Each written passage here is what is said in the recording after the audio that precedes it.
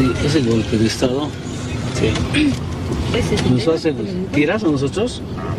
Tendríamos que protegernos mucho, porque nosotros tendríamos que abanderar, hermano, la resistencia. Vamos a ver, en todo caso. La cosa es, pero que resistamos el primer momento, hermano. A la derecha, para ahí. Que no te pase nada a vos. Hay que redoblar la seguridad de estos días en torno a vos.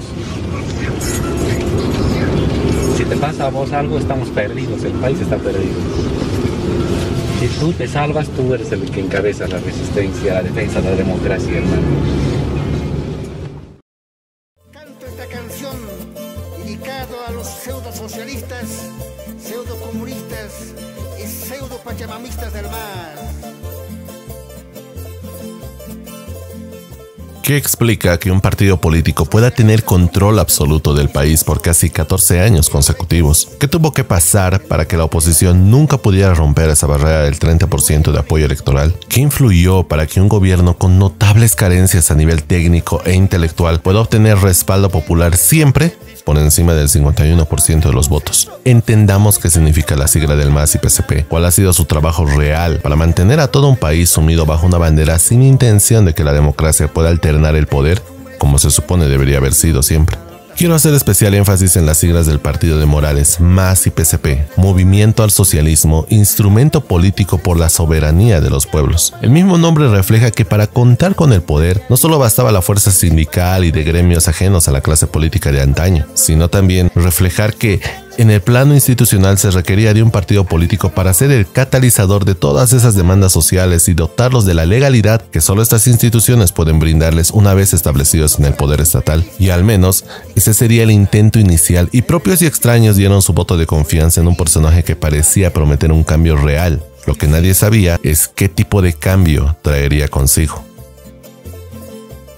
Si bien el MAS había conquistado las mayorías con su indiscutible 53% de votos en 2005, no le bastó para tener ese mismo porcentaje en el Senado para aprobar leyes estratégicas. Este escenario se trasladó a la votación de prefectos departamentales. La oposición al MAS ganó en 6 de los 9 departamentos. Entonces, la oposición quedó relegada a un papel más regionalista que nacional en su conjunto. La polarización campo-ciudad se hacía más palpable a medida que el gobierno parecía no hacer nada por cambiar este discurso de odio entre clases sociales. Por eso, la aprobación de una nueva constitución política del Estado era imperativo para que Morales y compañía pudieran moldear el país que mejor se ajustara a su intención real de mantener esa hegemonía de un solo líder, una sola sigla política y por ende un solo tipo de pensamiento para que el proceso de cambio fuera real, tanto en las calles como en las instituciones públicas. Si quieres saber más sobre la Constitución y todo este proceso, checa el video que realicé al respecto. Sigamos. Con una nueva Constitución política aprobada y promulgada en 2009, la hegemonía electoral del MAS pasaría del mito a la realidad, y las elecciones de 2009 y 2014 así lo traducirían con porcentajes arriba del 60%, los cuales permitieron tener los tan deseados 2/3 en la nueva Asamblea Legislativa Plurinacional y aprobar leyes donde la oposición no tenía siquiera voz y voto para plantear un camino diferente al que no sea el socialismo comunitario. El MAS hábilmente supo leer sus tiempos políticos, porque estuvieron dispuestos a renunciar a un año de su mandato en 2009 con el objetivo de adelantar elecciones y con ello invalidar su primer gobierno para que pudiera ser habilitado al que llamaron el primer periodo presidencial en el marco del nuevo Estado plurinacional. Este por demás ingenioso movimiento no permitió que la oposición pudiera articularse en un solo frente para derrotar a un Evo Morales que los porcentajes obtenidos primero en el intento de revocatorio a su mandato y el de aprobación de su nueva constitución le habían sonreído con el 67 y 61% respectivamente hablando. Y tal como terminaría pasando en los próximos años, la oposición se fragmentó, esta vez en 7 frentes, de los cuales solo 3 tuvieron la posibilidad de obtener algún espacio en el órgano legislativo. Volvían a repetirse nombres que ya habían fracasado en el pasado, como son Manfredo Reyes Villa, que solo gozaba de la legitimidad territorial en la clase media de Cochabamba, y Doria Medina,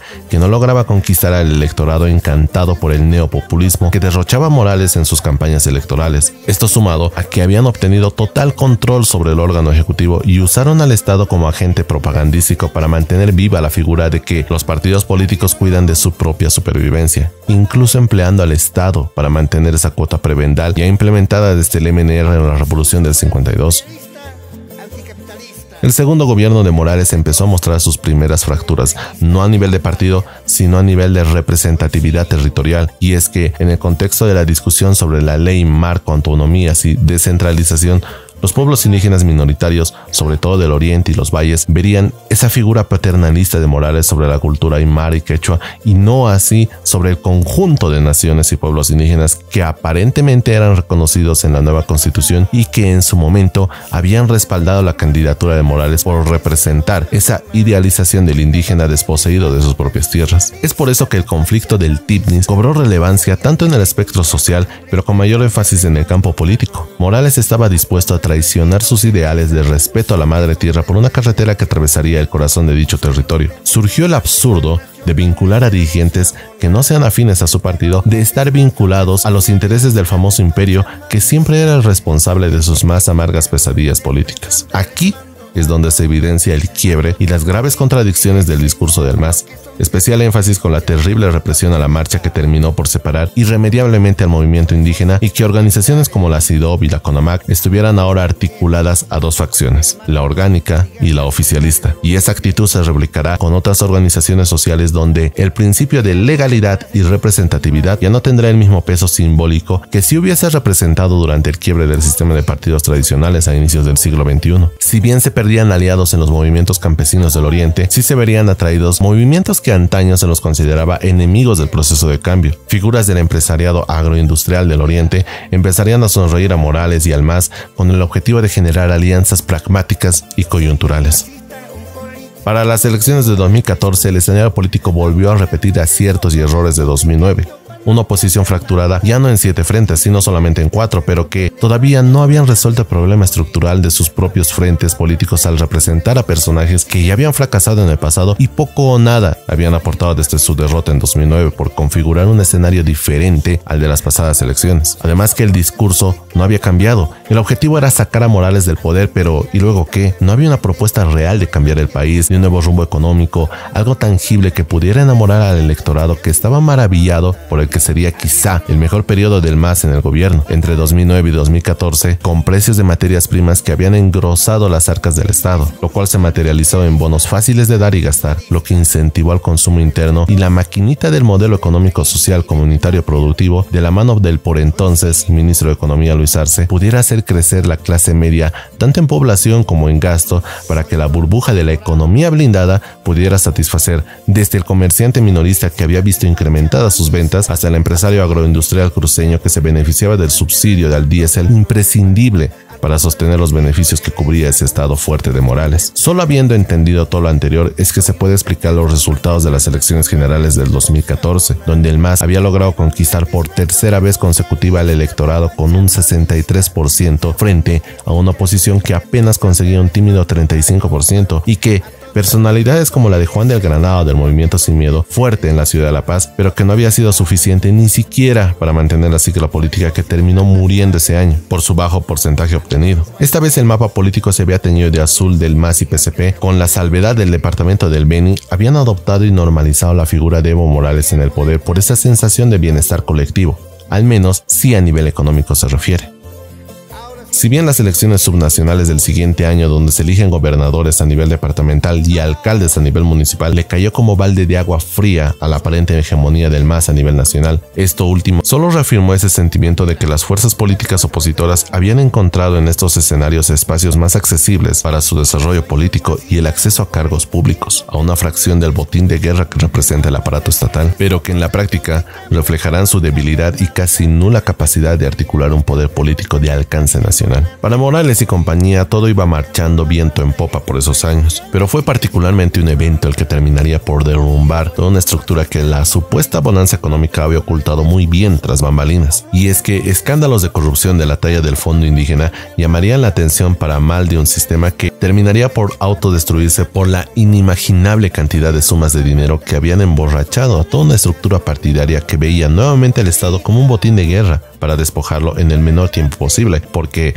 después de todo, la figura de Evo Morales no podía candidatear para un nuevo ciclo electoral y no se habían hecho los esfuerzos suficientes para que la sigla política pudiera subsistir sin que Morales pudiera sostener el peso del culto a su personalidad. Es en el marco de este escenario que se plantea la figura de la reelección indefinida, no por primera vez, pero sí como un hecho necesario para que el proceso de cambio pudiera cumplir con la famosa agenda patriótica y hacer de Bolivia la Suiza latinoamericana hasta 2025. Para ello, Morales necesitaría de otros 5 años más para lograrlo. Estamos hablando de 20 años en el poder. Es ahí donde el referéndum del 21F sería la última oportunidad para que los sectores opositores al MAS pudieran demostrar, y así terminó pasando, que el único escenario donde esta sigla política puede perder su hegemonía es con una sola alternativa completamente opuesta. Ni medias tintas ni parcializaciones en su discurso. No puede existir fragmentación de voto frente a un poder tan enraizado como lo es del MAS y PSP, aún estando en el aparato estatal como su maquinaria electoral. Sin embargo, cabe recordar que este evento no estuvo aislado del caso Zapata y su influencia directa en los resultados del referéndum del 21F. Digo influyente porque, guste o no,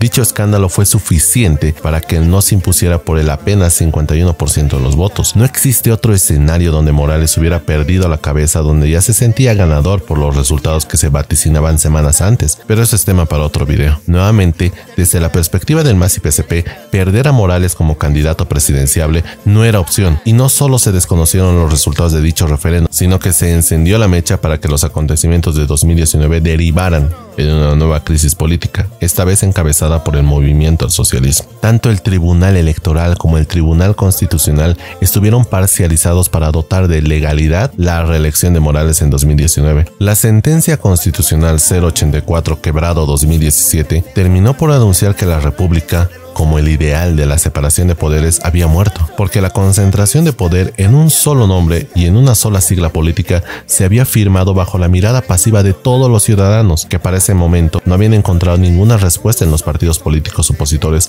cuyo accionar se limitaba a escribir en Twitter una denuncia internacional por los actos antidemocráticos que ejercía el gobierno para mantener su poder. Habían usado la democracia como mecanismo para instaurar un intento de socialismo sin alternancia de poderes. La autocracia ya había sido instaurada.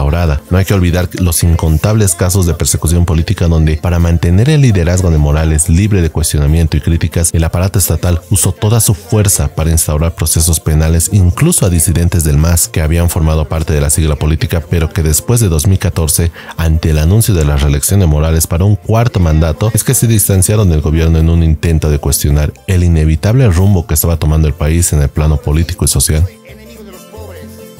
Si bien se puede criticar al MAS de haber coartado los escenarios políticos suficientes para el surgimiento de nuevos líderes y corrientes de pensamiento diferentes a su abrumadora hegemonía gubernamental, es que la oposición debe hacerse responsable de haber asumido una posición de autoaislamiento y autodesvalorización. Y es que los casos de diversas personalidades que habían llegado a tener cierto nivel de popularidad por medio de agrupaciones ciudadanas o partidos políticos de menor escala deciden incluirse en las filas del MAS, ya sea por convicción o simplemente por interés personal. El sucesivo éxito del MAS en las elecciones generales, que a su vez se traducía en una cuota prebendal con una aparente inamovilidad laboral de la función pública, era un fuerte imán para personalidades de otras siglas políticas. A esto se debe sumar que desde el ascenso del MAS al poder se instauró en el imaginario colectivo que todo aquello que no llevara los colores del partido oficialista debía estar ligado o a la extrema derecha y a la época neoliberal que tanto daño le había hecho a aquella población excluida de la política que había sufrido su desprecio por tantos años. Cualquier discurso que pudiera adoptar la oposición para combatir al MAS, el partido de gobierno hábilmente supo apropiarse de dicho discurso y voltear las cosas a su favor. Si en 2019 el discurso era de que recuperar la democracia ante la repostulación de Evo Morales, en 2020 ese mismo discurso sería apropiado por el MAS durante el gobierno transitorio de Yanine Áñez. Al final del día, durante los más de 14 años de gobierno del MAS y PSP,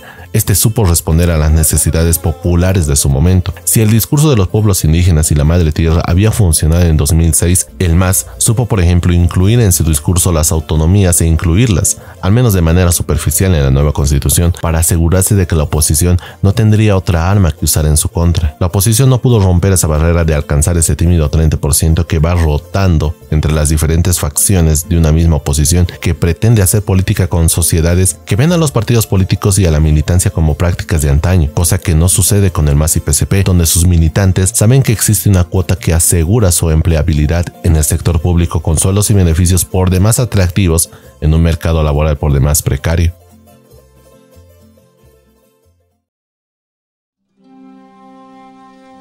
Gracias nuevamente por haberme acompañado en este video. Es importante recalcar que resumir casi 14 años de gobierno no es tarea fácil. Y si bien me he dejado muchas cosas en el tintero, el objetivo de este video concretamente fue analizar el rol del MAS y PSP como partido político en el sistema aparentemente democrático de nuestro país. El siguiente video tendrá como cierre la crisis política de 2019, el fatídico gobierno de transición de Yanine Áñez y el retorno de un movimiento al socialismo que está más dividido que nunca, y cerrar con una reflexión de lo que le espera al sistema político. Un saludo y hasta el siguiente video. Gracias por seguir mi trabajo en la plataforma, y a los que son nuevos los invito a suscribirse y ver los otros videos del canal, en especial la otra serie desde la Revolución del 52 hasta el retorno de la democracia en el 82. Son videos que le dediqué mucho empeño y me gustaría que llegasen a más gente. Sin más que decir, un saludo y gracias por su infinito apoyo al canal.